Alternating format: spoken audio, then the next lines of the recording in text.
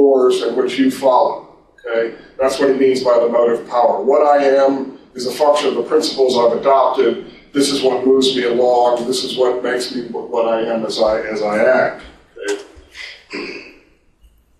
The virtues of the entrepreneur as an exhibitor of virtue is sort of what I'm talking about here, and I want to list some of the traits, the successful traits of an entrepreneur. These are certainly not original with me, but they seem to be traits that people say entrepreneurs should possess. Okay, insight is one of them. Okay, entrepreneur tends to see things maybe that other people don't see and acts on that. Ambition. Okay, an entrepreneur is not lazy, doesn't have sort of sit back, wait for things to happen, and the entrepreneur goes out and tries to make things happen. Another way of saying something similar is the entrepreneur has initiative. It doesn't wait, sees the thing to do, and then takes the initiative to do it. Okay? Slightly different from ambition, but certainly similar. I don't know, couldn't come up with a better word. Guts, sort of willing to take risk, that kind of thing, stamina, I don't know, something like that. But you're not afraid of things, you're not timid, you sort of have the guts, you get out there and you do it. Perseverance, I can tell you how important this is because, frankly, if you've ever started a business, what you find out is after you start getting things going, it's mostly a lot of hard work. And you just have to keep at it, you have to believe in yourself, you have to continue, and that is a version of perseverance. You just have to keep going, even when things are not all that pleasant or going all that well. Experience helps, right? That you've got some idea of what's going on around you, what sort of market you're in, what kind of customer you might have, these sorts of things, and how to deal with them, come up with a good business plan, etc. Productivity, I don't know, maybe another way for working hard, making the thing come out right. Pleasure and accomplishment, I think this is perhaps underrated as something that entrepreneurs have. If you really don't like what you're doing or you really don't take satisfaction in seeing it go, you're probably not going to get very far. It just isn't going to happen. And then respect for self and others, which I put in parentheses trade, because that's really what we're talking about. A way of respecting yourself and others is to engage in trade, as I've been saying. Now, what I did was I simply went through an essay of Rand's called The Objectivist Ethics, and I looked at the virtues that she identifies. You can find them in Atlas Shrugged too. But in that nonfiction piece, she identifies certain things that are most important to her, and I just matched them up. And so, she's writing an essay on moral philosophy, basically, how a person should act. And yet I noticed that the kinds of things she valued tended to match up pretty well with the entrepreneurial virtues that I mentioned. So she talks a lot about the importance of knowledge as a moral good. She talks a lot about purpose as necessary for human life. Well, it's similar to that. Ambition. Independence, right? She touts this as a very strong moral virtue. Courage, well, a more formal word for guts, I guess. Integrity, perseverance, you believe in what you're doing and what you have as your own.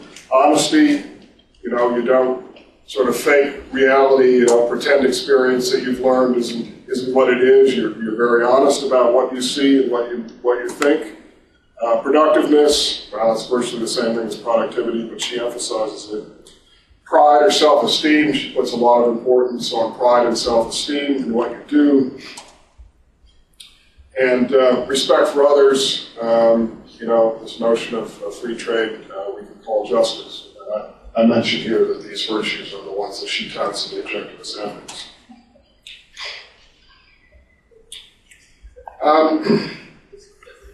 One of the remarkable things about Atlas Shrugged is that it's one of the few books that makes the entrepreneur a hero.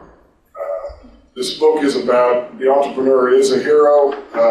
The heroes, the lead characters in the book are all entrepreneurs. they're the ones being glorified through the literature, through the writing. And so, this is actually an interesting sort of question itself. Can entrepreneurs be heroes?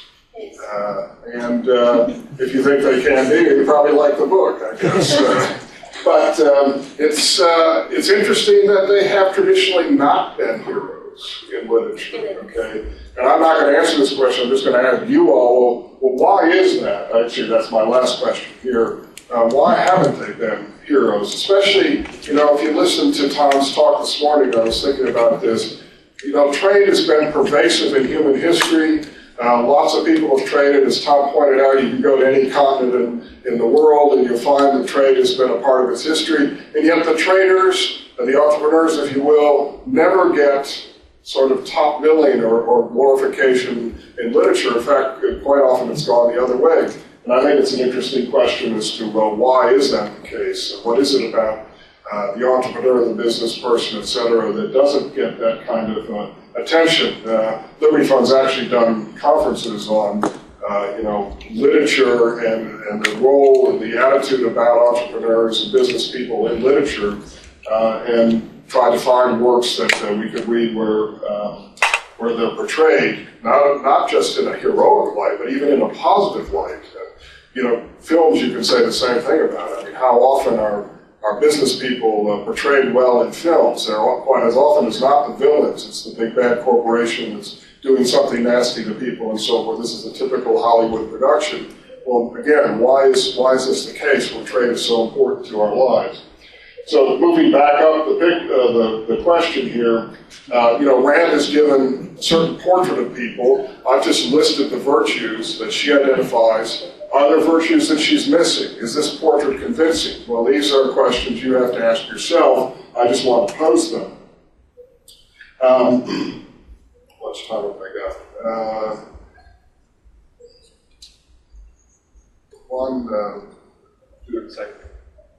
How are we doing on time here? Which time was it? Yes, go ahead. Go ahead? Yeah. Okay, well, that's really my talk about entrepreneurship, okay? We've seen the political framework. I've suggested the characteristics that, keep moving on, I'm supposed to stand here. Sorry, it's just a habit from my teaching days, but I'm walking around the classroom. The morality of entrepreneurship, we have an image here in Rand's novel about the entrepreneur as hero. She has certain characteristics that she's identified as important. I should point out, in the spirit of fairness and completeness, that there are lots of virtues that she leaves out that have been, let's say, part of the Western tradition at least. For example, Christian humility. There's no sense of humility in any of Rand's list of virtues. Aristotle identified other things as important to Greek, let's say ancient Greek sensibilities. For example, Aristotle lists as one of the virtues what he called wittiness, okay, this ability to